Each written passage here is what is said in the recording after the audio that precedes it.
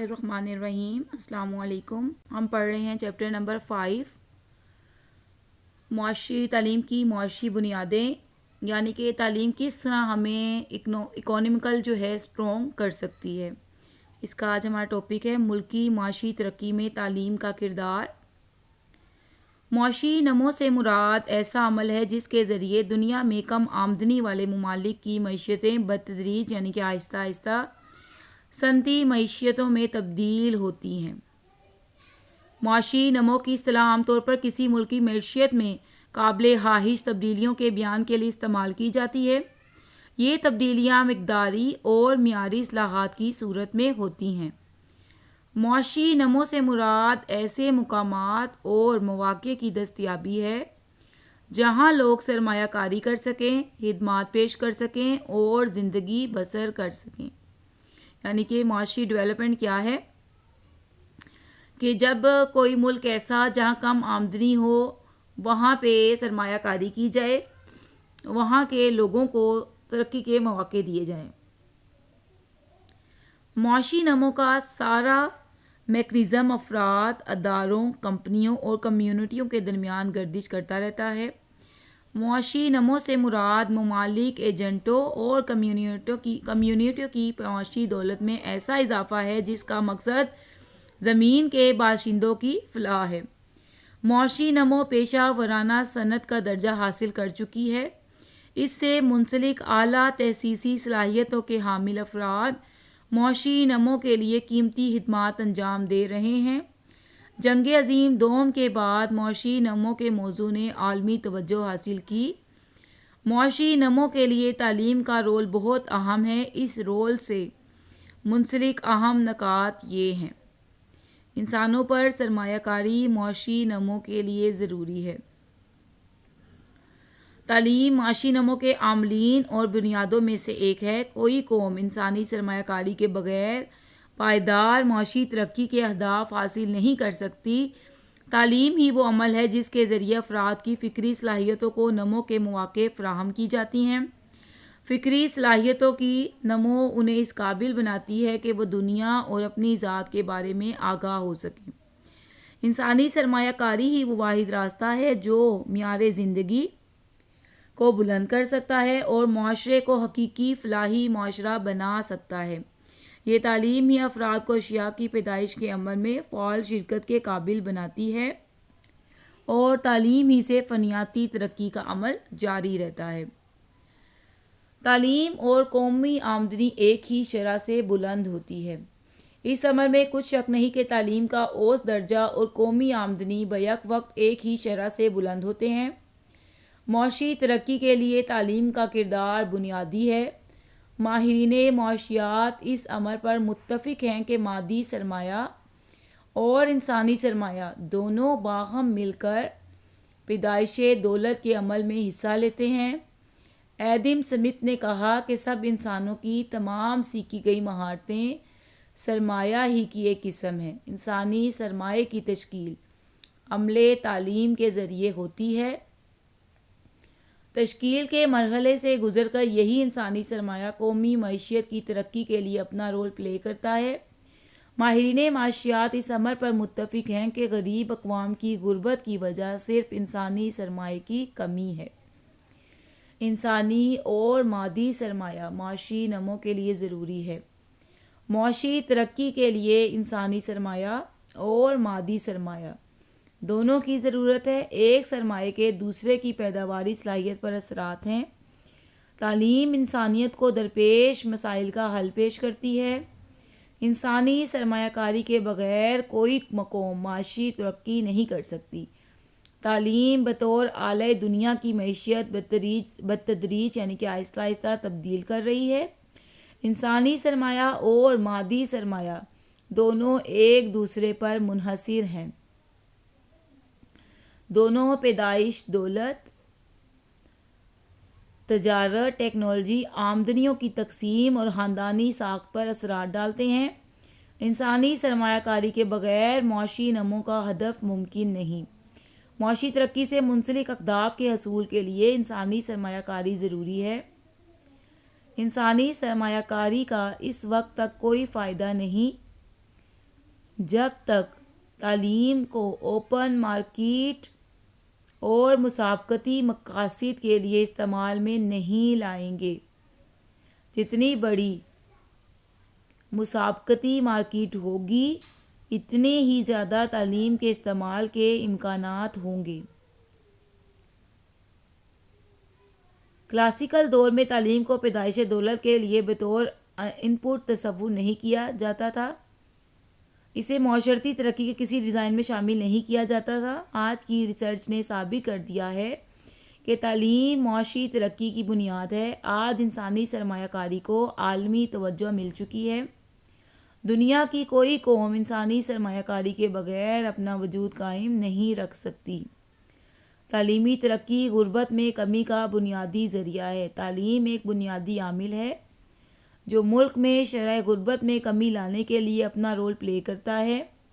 Universal primary education ایک عالمی بیانیہ ہے۔ اس کی وجہ سے دنیا کی غربت میں نمایاں کمی کا رجحان سامنے آیا ہے۔ دنیا کے مختلف حصوں میں مقامی نظام تعلیم لڑکوں اور لڑکیوں کے لیے تعلیمی مواقعوں تک رسائی کے لیے مختلف نقطہ نظر رکھتے ہیں۔ ان مواقعوں کی رسائی میں اختلاف سے بعد کی زندگی میں ان افراد کے لیے صنفی اختلافات بہت اہمیت اختیار کر جاتے ہیں۔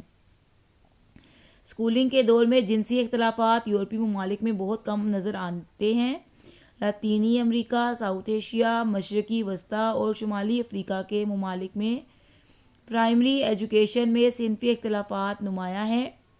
کم آمدنی والے ممالک میں معیار زندگی بلند نہیں ہے۔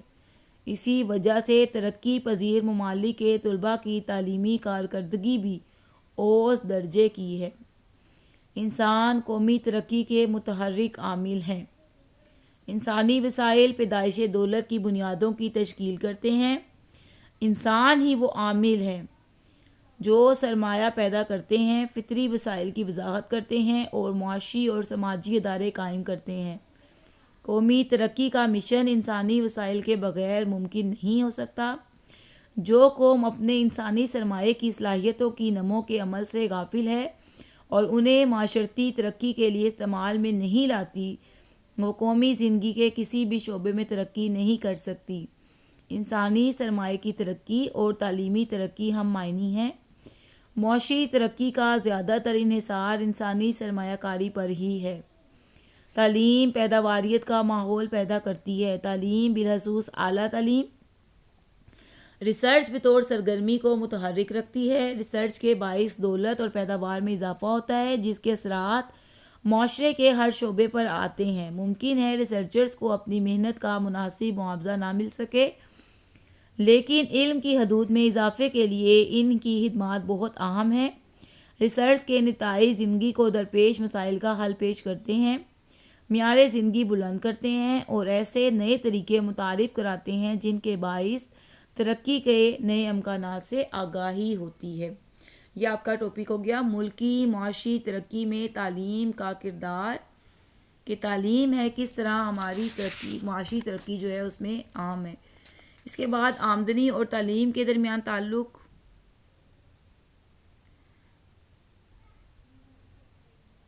اس کو آپ دیکھ لیجئے گا، یا معاشی نمو میں تعلیم کا کردار، اور جو اگلا ٹاپک ہے آمدنی اور تعلیم کے درمیان تعلق، اس میں سے کچھ پوائنٹس لے کر تو ایک کویسچن تیار کر لیں کہ ملکی معاشی ترقی میں تعلیم کا کردار، ٹھیک ہے۔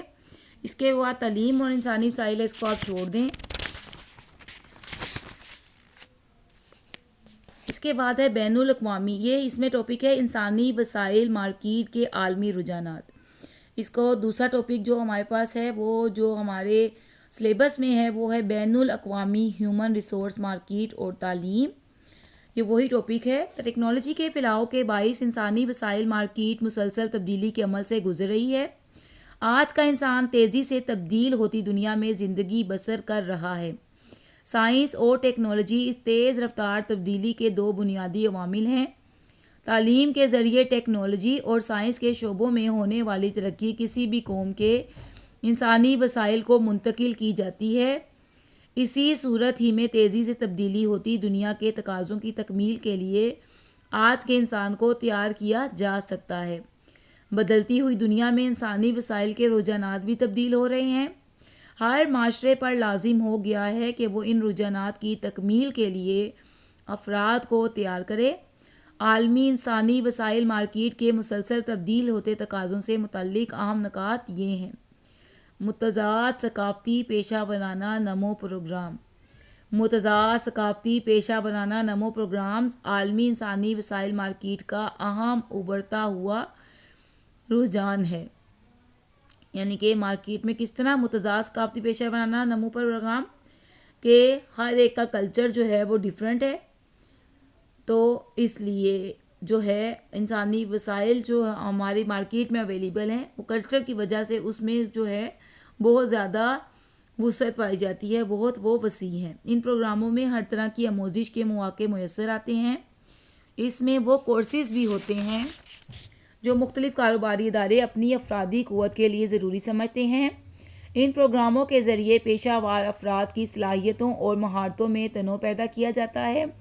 یونیورسٹی کے رسمی کورسز، کانفرنسوں میں شرکت کے مواقع اور تربیتی سیمیناروں کے ذریعے انسانی سرمایہ میں متضاد ثقافتی پیشہ ورانہ اپروچ پیدا کی جاتی ہے۔ بڑھتی پالیسیاں عالمی ویژن میں تبدیل ہو رہی ہیں۔ کاروباری اداروں میں بڑھتی یا پالیسیاں مقامی سے عالمی ویژن کی حامل ہو رہی ہیں۔ کاروباری کمپنیاں اس ضرورت کو محسوس کر رہی ہیں کہ افرادی قوت کے لیے ضروری نہیں کہ وہ ہر حال میں مقامی ہی ہو۔ بڑھتی کیا یعنی کہ دنیا میں انسان جس طرح اب پاکستان کے لوگ ہیں امریکہ چلے جاتے ہیں، یورپ چلے جاتے ہیں اچھی انکم کے لیے، تو یہی ہے کہ مقامی لوگ جو وہاں کے رہنے والے ہیں وہی ضروری نہیں، لیکن جہاں سے جو بیسٹ انسان، جو اچھا کوالیفائڈ انسان کو ملے گا تو وہ اس کو اپنی کمپنی میں جو ہے رکھ لیں گے۔ اور اس طرح جو ہے عالمی بھرتی یہی ہے کہ دنیا بھر کے انسانوں میں جو اگر انسان کی افرادی قوت جو ہے وہ جتنی اسٹرانگ ہو اس کو ہر ملک میں جو ہے اچھی اپرچونٹی مل جاتی ہے۔ عالمی بڑھتی رجحان روایتی بڑھتی رجحان کی جگہ لے رہا ہے۔ روایتی بڑھتی رجحان کیا کہ اپنے مقامی لوگوں کو ہی جو ہے ہم نے جاب دینی ہے۔ عالمی بڑھتی رجحان کیا ہے کہ دنیا میں سے کوئی بھی جو بہتر ہوگا وہ اس جاب کے لیے اہل ہے۔ عالمی بڑھتی اس عمل پر فوکس کرتی ہے کہ باصلاحیت افراد دنیا میں کہیں سے بھی لیے جا سکتے ہیں۔ ان کی شہریت کو کوئی اہمیت نہیں رکھتی۔ عالمی بڑھتی رجحان دنیا کی ہر بڑی کاروباری کمپنی فالو کرتی ہے۔ بڑی کمپنیاں سمجھتی ہیں کہ غیر مقامی افرادی قوت نہ صرف تخلیقی اور علمی تنوع کی حامل ہوتی ہیں بلکہ وہ اپنے ساتھ ثقافتی تنوع بھی لے کر آتی ہیں۔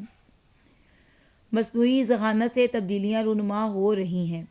مصنوعی ذہانت سے مراد ایسا کمپیوٹر نظام ہے جس سے ہر وہ کام کیا جا سکتا ہے جس کے لیے عام طور پر انسانی ذہانت کی ضرورت ہوتی ہے۔ بصری ادراک، آواز شناخت اور فیصلہ سازی جیسے امور مصنوعی ذہانت کا خاص موضوع ہیں۔ مصنوعی ذہانت اصل میں کمپیوٹر سائنس ہی کا ایک شعبہ ہے۔ یہ ایسی ذہین مشینیں بنانے پر فوکس کرتا ہے جو انسانوں کی طرح کام کر سکے اور رد عمل کا اظہار کر سکے۔ مصنوعی ذہانت نے کاروباری اداروں میں افرادی قوت کی بھرتی اور انتخاب کا سارا منظرنامہ ہی تبدیل کر دیا ہے۔ مصنوعی ذہانت نالج معیشت کی اہم خصوصیت بھی ہے۔ زندگی کے ہر شعبے میں بہت زیادہ ڈیٹا ہونے کی وجہ سے مصنوعی ذہانت کا استعمال روز بروز بڑھ رہا ہے۔ یہ کاروباری اداروں کی تجزیے کی بنیاد پر فیصلہ سازی کے عمل میں مدد کر رہی ہے۔ ڈیجیٹل پورٹ فولیو کے ذریعے امیدواروں کی جانچ ٹیکنالوجی سے دنیا کا زاویہ نظر بھی تبدیل ہو رہا ہے۔ آج کی دنیا ماضی کی دنیا سے بالکل مختلف ہے۔ یہ فرق ٹیکنالوجی کے باعث رونما ہوا ہے۔ نئی منڈیاں جنم لے رہی ہیں، نئے کاروبار سامنے آ رہے ہیں۔ عالمی لیبر مارکیٹ میں تعلیم یافتہ افراد اپنی جگہ بنا رہے ہیں۔ ہیومن ریسورس مینجمنٹ اور اس سے منسلکہ امور بھی ٹیکنالوجی کی وجہ سے تبدیل ہو گئے ہیں۔ افرادی قوت کے انتخاب کا طریقہ کار تبدیل ہو گیا ہے۔ پیپر سی وی کا زمانہ گزر گیا۔ اب ملازمت کے خواہش مند افراد کی سافٹ ویئر مہارتوں کو جانچا جاتا ہے۔ سارا معاشرہ ڈیجیٹل ہو گیا ہے۔ ویڈیو انٹرویو کے ذریعے ملازمتوں کے لیے افراد کا انتخاب کیا جاتا ہے۔ ملازمت کی تلاش کرنے والے افراد اپنا ڈیجیٹل پورٹ فولیو بناتے ہیں اور ویڈیو سی وی بناتے ہیں۔ ملازمین مسابقتی فوائد کے حصول کا ذریعہ ہیں۔ آج کے حد درجہ مسابقتی کاروباری ماحول میں ملازمین مسابقتی فوائد کے حصول کا اہم ذریعہ ہیں۔ کاروباری اداروں کے لیے ضروری ہو گیا ہے کہ وہ ایسے موضوع افراد کا انتخاب کریں جو مطلوبہ اہلیت کے حامل ہوں۔ کسی ادارے میں ملازمین کی بھرتی کا پروسیس ادارے کے مقاصد کی تکمیل سے براہ راست تعلق رکھتا ہے۔ نالج معیشت میں کوئی ادارہ اس وقت تک منافع بخش اور ترقی یافتہ نہیں ہو سکتا جب تک کہ اس کے پاس باصلاحیت افرادی قوت نہ ہو۔ عالمی مارکیٹ میں مقابلے کے رجحان کا انحصار اعلیٰ تعلیم یافتہ انسانی وسائل کی مہارت اور صلاحیت پر ہے۔ ورچوئل ماحول جنسی ہراسگی ٹریننگ پروگرام۔ ورچوئل حقیقت سے مراد کمپیوٹر ٹیکنالوجی کی مدد سے اصل جیسا ماحول پیدا کرنا ہے۔ جنسی ہراسگی سے مراد کسی فرد کی مرضی کے بغیر جسمانی اور لفظی غیر مناسب برتاؤ، کسی بھی طرح کا حملہ یا التجا ہے جس کا مقصد کسی فرد سے کسی بھی طرح کی جنسی تسکین کا حصول ہو۔ مقابلے کے رجحان کی حامل عالمی کاروباری دنیا میں صنف کی بنیاد پر ملازمین کا انتخاب ترجیح نہیں ہے۔ افراد کا انتخاب صنف کے بجائے میرٹ اور اہلیت پر ہوتا ہے۔ کام کی جگہ پر جنسی ہراسگی کے بڑھتے ہوئے واقعات کے باعث جنسی ہراسگی ٹریننگ پروگرام شروع کیے جا رہے ہیں۔ ان پروگراموں سے ایسے واقعات کی روک تھام میں مدد ملی ہے۔ جنسی ہراسگی تربیت عام طور پر کمپیوٹر بنیاد پروگراموں کے ذریعے دی جاتی ہے۔ یہ ٹریننگ ٹیکسٹ، سلائیڈ شو اور ویڈیو آموزش پر مشتمل ہوتی ہے۔ اس کے بعد ہمارا لاسٹ ٹاپک آ جائے گا اس چیپٹر کا، تعلیم اور سائنس اور technology, education and development of science and technology. آج کا انسان کائنات کے رازوں سے آگاہی کی شدید خواہش رکھتا ہے۔ زمانہ قدیم کا انسان بھی کائنات جاننے کی خواہش رکھتا تھا۔ اس کے کائنات کے بارے میں نقطہ نظر کی بنیاد نہ صرف مشاہدہ بلکہ جادوئی اور توہماتی نظریات پر بھی تھی۔ اپنے جذبہ تجسس کی تسکین کے لیے انسان نے سائنسی انداز فکر کا آغاز کیا۔ سائنس سے مراد حصول علم کے لیے منظم طریقہ کار کا اطلاق ہے۔